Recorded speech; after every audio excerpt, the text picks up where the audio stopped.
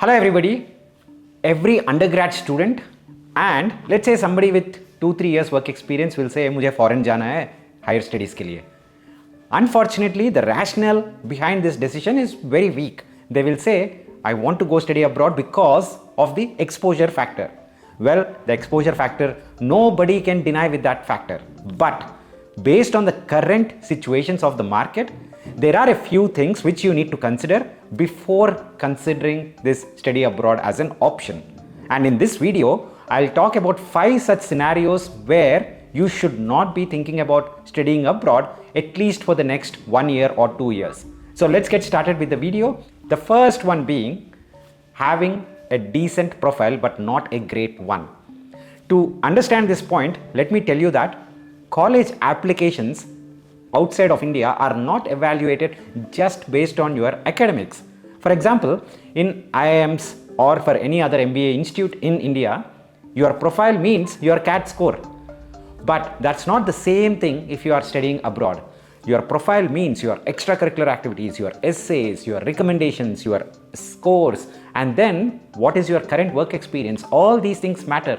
And if you believe that with your current profile you cannot crack top 10 to top 20 universities, I would rather recommend hold on for a year and then apply in 2025 or apply in 2026. There is nothing wrong in delaying your application cycle by 1 year. Think about it. It is rather better to study in a top 10, top 20 university than going and studying in wherever you get an admit from. The reason is very simple. Right now, the placement rates in the top 10, top 20 universities itself around the world itself is around 50 to 70%. Now, what would be this situation if you are going to a top 50 or a top 100 university? Not a great situation. So think about it and don't be in a rush. Spend the next year or two improving your profile and then apply for a top college. That's a way better option to pursue right now.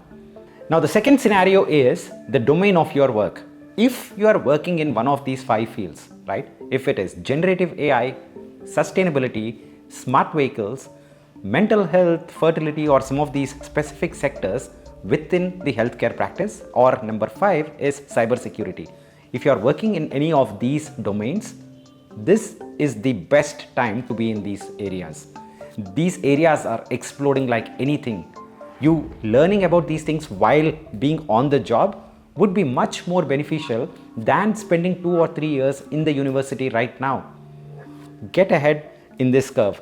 Go learn a lot more and then subsequently after 2 years with your industry expertise, apply for a study abroad opportunity and then go and look for a job. You will be in a much better position. Don't ignore that at all. End of the day, none of us like our jobs.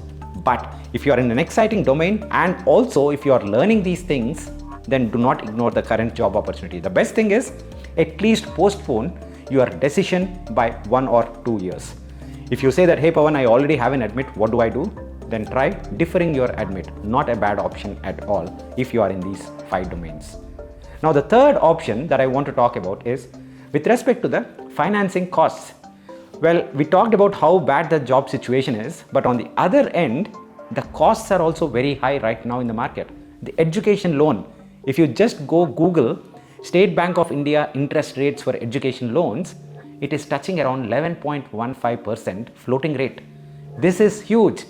Imagine what would be the monthly EMI. If you are taking 1.5 crore loan for an MBA or let's say 75 lakh loan for your masters or any of these things, then you have to pay roughly 75 to 80,000 as your monthly EMI, $1,200. Then what are you talking about? Probably in 1 year or 2 years down the lane, the overall cost with respect to the interest rates might come down.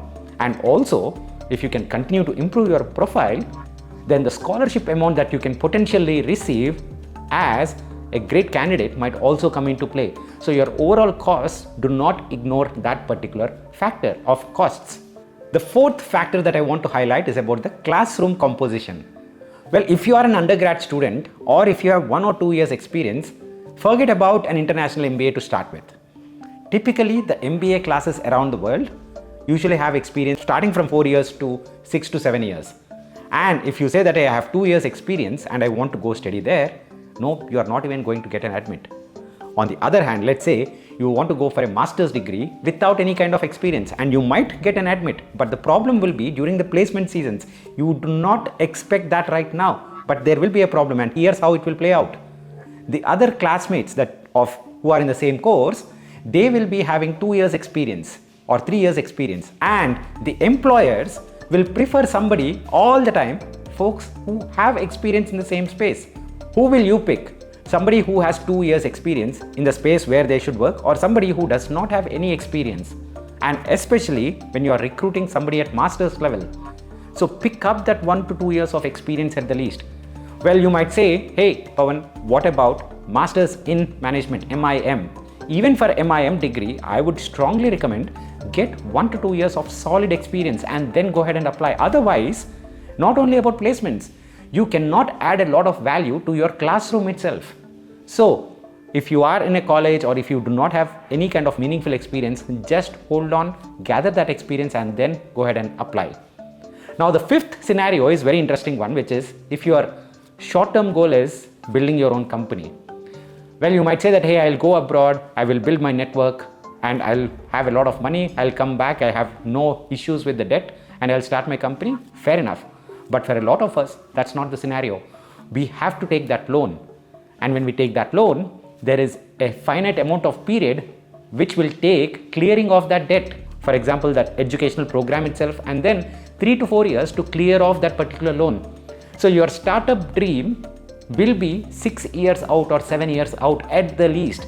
And what is your risk capability at that point in time? Well, as you grow in your career, as you have more and more EMIs, your risk capability will anyways go down.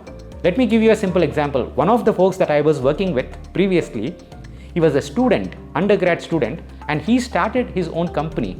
And now he runs his own 5-member team. He is just 2 years post undergrad and he's making decent money. He's working in some of the cutting edge technologies and he wants to now go ahead, study abroad.